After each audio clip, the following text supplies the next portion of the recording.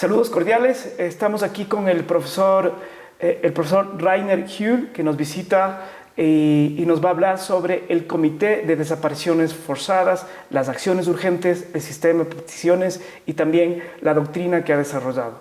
Muy buenas, profesor. Es un gusto. ¿Nos podría, profesor, por favor, comentar qué son las acciones urgentes y cómo funcionan? Bueno, previamente unas palabras sobre el comité para que se entienda mejor, porque las acciones urgentes que nosotros tenemos son poco comunes entre los otros comités. El Comité contra las Desapariciones Forzadas es uno de actualmente 10 comités de tratado en Naciones Unidas. Somos el más joven y en eso también innovador. Entonces nosotros, además de las funciones regulares como revisar informes de estados, también recibir quejas individuales, peticiones individuales. Tenemos la facilidad de recibir información sobre casos recientes, sobre desapariciones en los Estados miembros, por supuesto, no en todo el mundo. Y a partir de eso comenzamos inmediatamente a actuar, comunicarnos con el Estado respectivo, pedirle que haga todo lo posible para buscar y encontrar la persona desaparecida. Y así se inicia un diálogo, o mejor dicho, un triálogo, porque siempre incluimos en este procedimiento también los familiares o las personas que han denunciado la desaparición. Sí. Si yo tendría un caso de desaparición forzada, ¿cómo accedo al comité? ¿Qué tengo que hacer? ¿Hay formalidades? ¿Para una acción urgente tengo que agotar alguna vía interna? No, eso es muy importante. No hay agotamiento de vía interna. Eso solo aplica a las peticiones sobre violaciones de la Convención. Pero para la acción urgente lo único que se requiere conforme con la Convención es una denuncia ante una autoridad competente del país. Puede ser la policía, la fiscalía o lo que sea. Siempre y cuando esto es posible. Si no es posible, también se puede iniciar la acción urgente, pero por supuesto es mejor hacerlo porque tiene más chances a ser oído.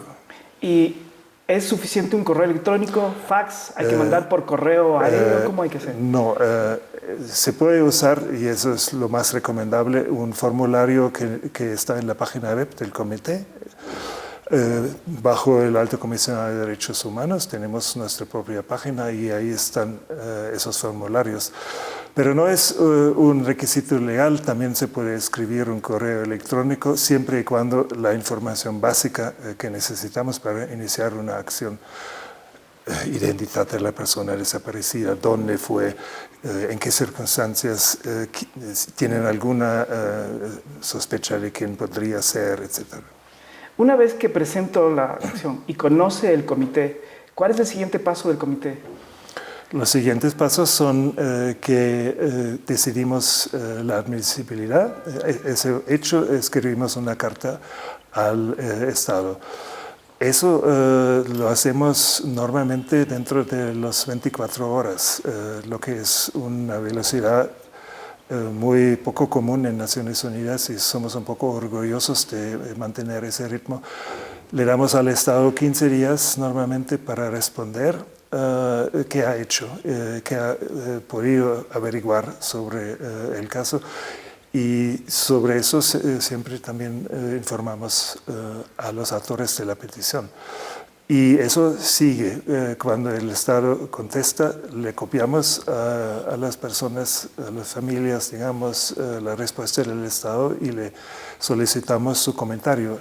Es cierto, concurre con lo que ustedes han visto o hay otros elementos y así tenemos acumulados en algunos casos decenas de cartas entre las tres partes. ¿Y los resultados?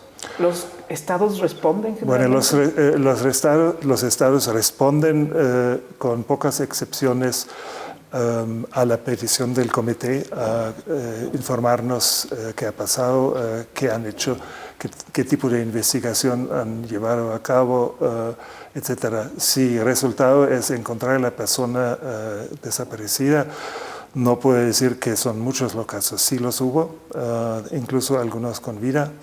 pero en la mayoría de los casos tenemos estas acciones urgentes todavía abiertas. O sea, el caso, eso también lo dice la Convención, se cierre solo cuando está encontrada la persona y en el caso de que sea muerta, cuando la familia lo reconoce como realmente la persona desaparecida y el caso se puede cerrar. Usted nos comentó que este es un mecanismo diferente a los otros mecanismos. ¿En qué se diferenciaría a los otros comités y a los mecanismos que tienen los relatores de Naciones Unidas? En cuanto a los otros comités, a mí, hasta que yo sepa, ningún otro comité tiene una acción urgente como lo tenemos nosotros. En cuanto a las relatorías, sí, ellos tienen mucho más libertad de acción. Nosotros solo actuamos en el marco estrictamente de la Convención.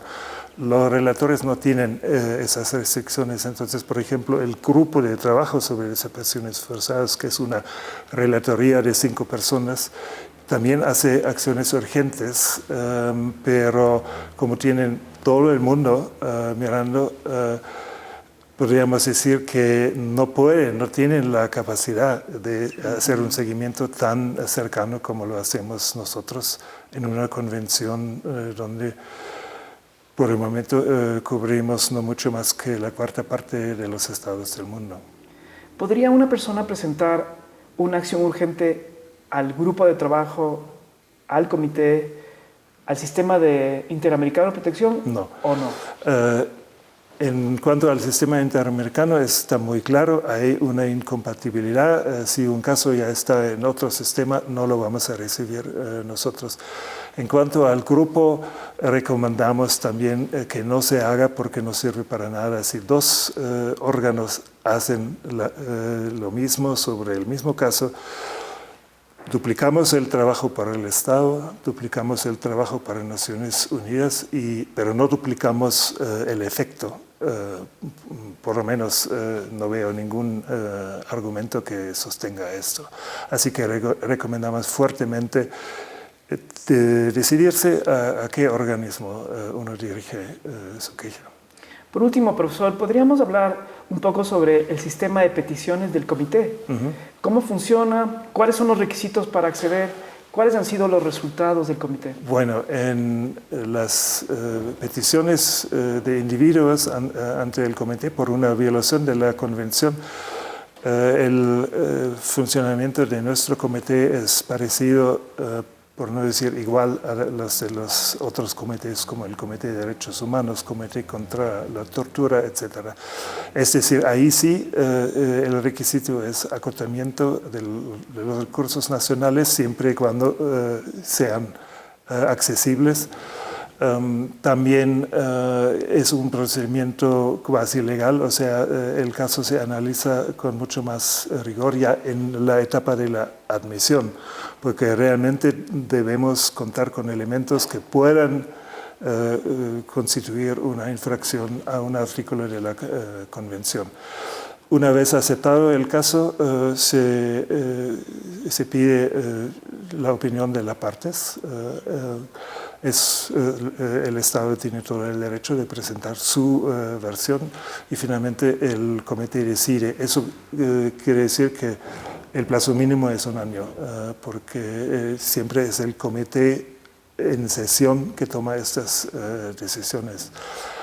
Y hemos tenido un solo caso hasta ahora que vino de Argentina y el comité ha decidido que sí fue una violación de la convención y le ha dado una serie de recomendaciones al Estado argentino para enmendar la falta. ¿El comité tiene potestad para declarar la violación de la convención Sí. y ordenar reparaciones? ¿O no? Una reparación, en este caso no hemos ordenado, pero sí reparar. Bueno, en ese caso el desaparecido resultó ya muerto. Entonces sí, no hemos decretado una reparación, pero sí dicho al Estado que hay que reparar el daño sufrido a la familia que en vano estaba buscando la persona.